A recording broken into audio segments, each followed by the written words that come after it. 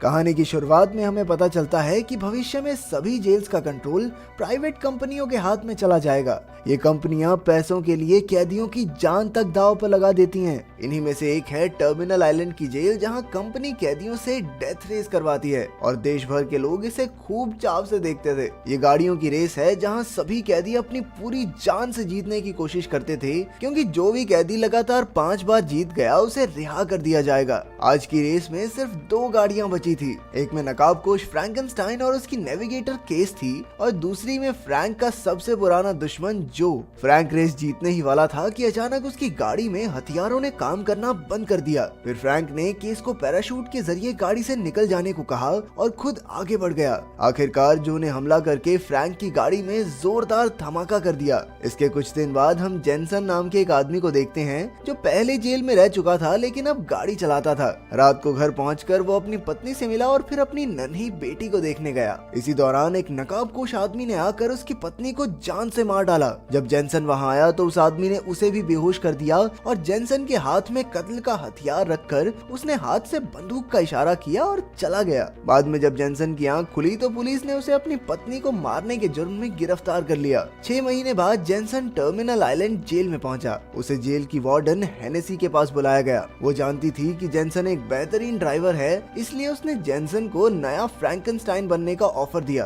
असल में पिछली रेस में हुए धमाके से असली फ्रैंकनस्टाइन की मौत हो गई थी, लेकिन अब तक इस बारे में कोई जानता नहीं था। देश भर के लोग फ्रैंक को बहुत पसंद करते थे और इसी वजह से उनकी रेस की टीआरपी बहुत ऊपर रहती थी। तो अगर ये खबर फैल गई कि फ्रैंक मर चुका है तो उन्हें भारी नुकसान होगा। इसीलिए जेनसन को मास्क पहनकर अगला फ्रैंक बनना होगा। नियमों के मुताबिक 5 रेस जीतने पर कैदी आजाद हो जाएगा और फ्रैंक पहले ही 4 रेस तो जीत ही चुका था। इसलिए अब जेनसन के पास भी सुनहरा मौका था कि बस एक रेस जीतनी है फिर फ्री।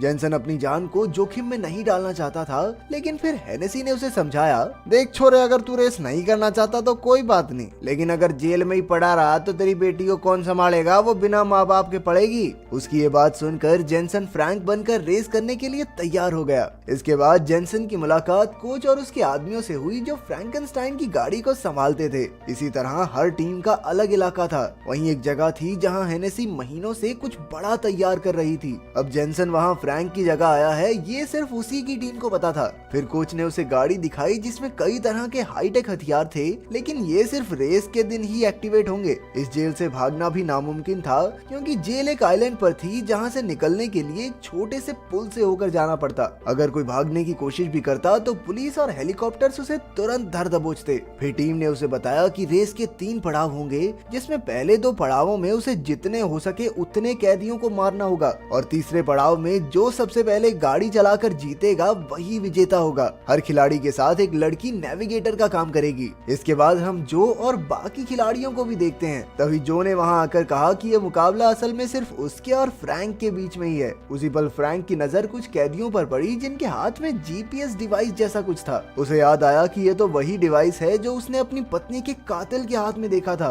अब यह बिल्कुल साफ हो चुका था कि उसे किसी साजिश के तहत यहाँ बुलाया गया है। आखिरकार पहले पड़ाव का दिन आया और जेनसन को फ्रैंक के कपड़े और मास्क दिए गए और उसके लौटते ही डेथ रेस की मशहूरी फिर से आसमान छूने लगी। कोच ने उसे दूसरे खिलाड़ियों से बात करने से मना किया, क्योंकि असली फ्रैंक ऐसा कभी नहीं करता था। इसके बाद जेनसन ने गाड़ी में अपना मास्क उतार दिया, क्योंकि बाहर से कोई उन्हें देख नहीं सकता था और केस भी उसका राज जानती ही थी। रेस के शुरू होते ही खिलाड़ी एक दूसरे की गाड़ी को गिराने की कोशिश करने लगे, लेकिन केस की मदद से जेनसन जो के साथ सबसे आगे पहुंच गया। फिर केस ने उसे एक शॉर्टकट बताया जिससे वो पहले नंबर पर आ गया। इसके बाद खिलाड़ियों के लिए तलवार और ढाल के रूल लागू कर दिए गए। जिस खिलाड़ी की गाड़ी निशान से गुजरेगी उसके हथियार एक्टिवेट हो जाएंगे। जल्द ही ट्रैक पर खिलाड़ी जोरदार गोलीबारी करने लगे। इसके बाद हेनेसी ने डेथ हेड्स भी एक्टिवेट कर दिए, यानी जिसकी गाड़ी वहां से गुजरेगी वो तुरंत कुचला जाएगा। इसके बाद जेनसन ने अपने हथियार चालू कर लिए, लेकिन मशीन गन फिर भी काम नहीं कर रही थी।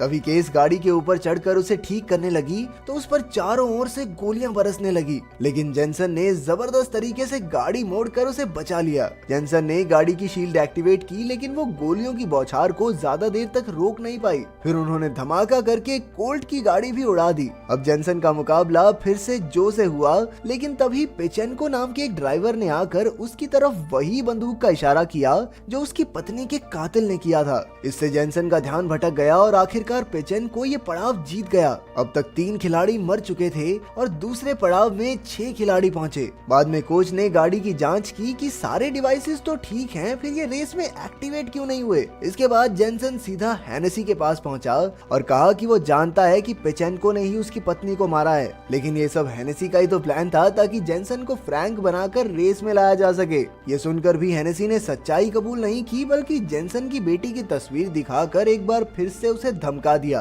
बेचारा जेनसन उस वक्त तो कुछ नहीं कर पाया, लेकिन बाद में जब वो अपनी गाड़ी ठीक कर रहा था उसे पेचेंको दिखाई दिया। जेनसन भी उसके पीछे उसके इलाके तक पहुंच गया, लेकिन तभी पेचेंको की टीम ने उसे पकड़ लिया। पेचेंको ने उसे बुरी तरह पीटा और वो हथौड़े से उसका सर फोड़ने ही वाला था कि जेनसन की टीम के आदमी ने आकर उसका ध्यान भटका दिया। मौके का फायदा उठाकर जेनसन ने उन पर हमला बोल दिया और सबकी हड्डी पसली एक करके उसने अंत में पेचेंको को पकड़ा। आखिरकार पेचेंको ने सच उगल दिया कि हेनेसी ने ही उसे उसकी पत्नी को मारने भेजा था। जेनसन उसे जान से मारने ही वाला था कि तभी पुलिस वाले अल्रिक ने आकर लड़ाई रोक दी। अगले दिन रेस का दूसरा पड़ाव शुरू होने वाला था और पेचेंको ने एक बार फिर जेनसन की तरफ इशारा करके उसे चिढ़ाया, लेकिन जेनसन उसके झांसे में नहीं आया और वो रेस शुरू होने पर धीरे धीरे चलता रहा। फिर उसने केस से पूछा कि क्या उसने फ्रैंक को मारा था, क्योंकि गाड़ी के हथियार लगातार 2 रेसेस में एक्टिवेट नहीं हुए थे। जब जेनसन ने गाड़ी में धमाका करने की धमकी दी तो केस ने सच बताया कि उसने हेनेसी के कहने पर फ्रैंक की गाड़ी के हथियार बंद किए थे।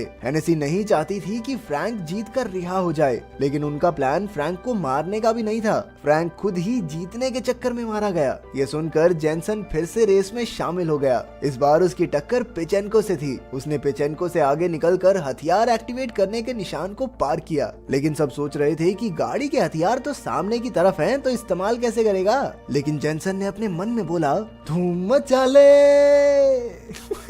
और ये कहकर उसने जबरदस्त तरीके से गाड़ी घुमा दी और फिर उल्टी गाड़ी चलाकर पेचेंको पर धड़ाधड़ गोलियां चला दी। इसके बाद उसने सामने मुड़कर गाड़ी से धुआं छोड़ दिया, जिससे पेचेंको की गाड़ी क्रैश हो गई। फिर वो अपनी गाड़ी से बाहर निकला, पेचेंको की गर्दन मरोड़ी और अपनी पत्नी की मौत का बदला लिया। अब रेस में जेनसन और जो की टक्कर थी। उसी वक्त हेनेसी ने अपना राज खोला जो वो इतने समय से तैयार कर रही थी। ये एक हथियार बंद ट्रक था जिसने आते ही 2 खिलाड़ियों को जबरदस्त धमाकों में उड़ा दिया। फिर उसने आगे बढ़कर एक और खिलाड़ी की गाड़ी भी पल भर में राख कर दी। अब हेनेसी का निशाना जो और जेनसन पर था। इससे बचने के लिए उन्हें एक दूसरे के साथ मिलकर काम करने की जरूरत थी। इसलिए जेनसन ने वॉकी टॉकी की मदद से जो से बात की और जो भी इसके लिए राजी हो गया। उन दोनों ने एक साथ ट्रक को टक्कर मारनी शुरू की और जैसे ही उनके सामने डेथ हेड आया, उन्होंने गाड़ी वहां से गुजारी, जिसमें ट्रक बुरी तरह कुचला गया। आखिरकार दूसरा पड़ाव भी खत्म हुआ। उधर हेनेसी और अल्रिक ने फैसला किया कि उन्हें जेनसन को रास्ते से हटाना होगा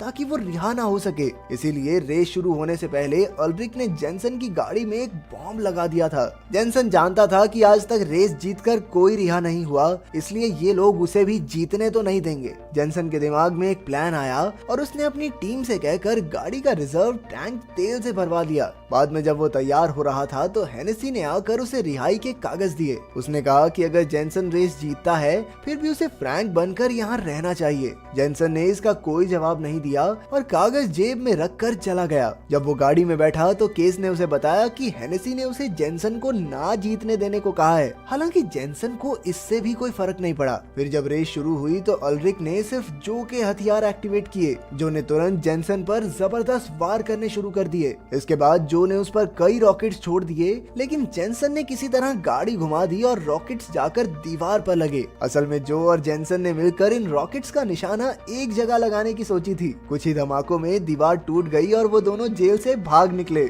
जब हेनेसी ने उन्हें भागते देखा तो उसने तुरंत पुलिस की फौज उनके पीछे भेजी और जेनसन की गाड़ी का बॉम्ब बटन दबा दिया। लेकिन ये क्या, कोई धमाका तो हुआ ही नहीं। असल में कोच ने पहले ही गाड़ी से बॉम्ब निकाल दिया था। उधर जो और जेनसन पुल तक पहुंचे पहुंचे, लेकिन पुलिस नजदीक आती जा रही थी। अब जेनसन ने प्लान के अगले हिस्से की शुरुआत की। उसने रिजर्व टैंक का तेल लीक कर दिया, जिससे जबरदस्त धमाका हुआ और सारी गाड़ियां वहीं रुक गई। आखिरकार वो दोनों पुल पार करके अलग अलग रास्तों पर निकल गए और सारे हेलीकॉप्टर्स जेनसन का पीछा करने लगे। अब केस ने भी उसकी मदद करने का फैसला किया, क्योंकि हेनेसी उसे भी रिहाई के कागज पकड़ा चुकी थी। जब वो एक अंधेरे रास्ते से गुजरे तो जेनसन गाड़ी से कूदकर छुप गया और केस ने उसकी जगह ले ली। कुछ ही देर में हेलीकॉप्टर्स ने उसके सामने आग की दीवार खड़ी कर दी और उसे खुद को उनके हवाले करना पड़ा, लेकिन तब तक उसने फ्रैंक के कपड़े और मास्क पहन लिया था। पुलिस वाले बिना उसे बताए वापस जेल में ले गए और जेनसन जो के साथ भाग निकला। उधर हेनेसी और अल्रिक अपनी जीत का जश्न मना रहे थे